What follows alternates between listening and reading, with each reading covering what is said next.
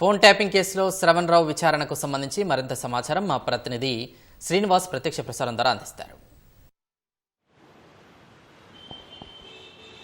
Phone tapping కేసులో మరో కీలక నిందితుడు శ్రవణ్ రావు జూబ్లీహిల్స్ పోలీసుల విచారణకు హాజరయ్యారు. ప్రస్తుతం జూబ్లీహిల్స్ పోలీసులు గత 5 గంటలుగా ఆయనైతే విచారిస్తున్న పరిస్థితి మనకు కనిపిస్తోంది. అయితే ఫోన్ ట్యాపింగ్ కేసులో ఎవరు ఆదేశాల మేరకు ఈ మొత్తం వ్యవహారం నడిచింది, అయితే ఆ శ్రవణ్ రావు పాత్ర ఏంటి అనే విషయాలపై పోలీసులు దృష్టి సారించారు.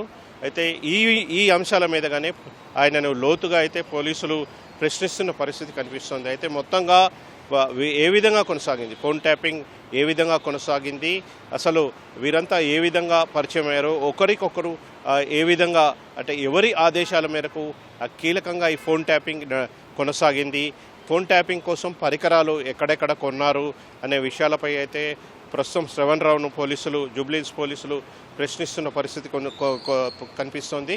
ఉదయం 10:30 గంటలకు ఆయన పోలీసుల విచారణకు హాజరయ్యారు. ఇప్పటికి ఇంకా పోలీసులు ఆయనను ప్రశ్నిస్తూనే ఉన్నారు. అయితే మరి సాయంత్రం వరకు కూడా పోలీసుల విచారణ కొనసాగే అవకాశం ఉంది. రాత్రి 8 గంటల 7:30 ప్రాంతంలో అయితే 7:30 గంటల వరకు అయితే విచారణ కొనసాగే అవకాశం ఉన్నట్టు సమాచారం.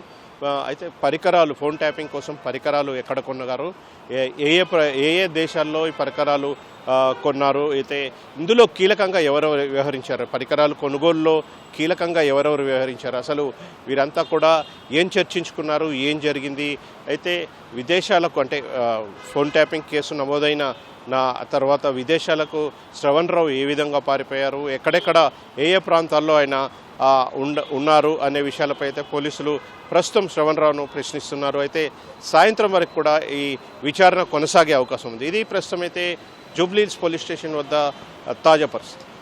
Over to you.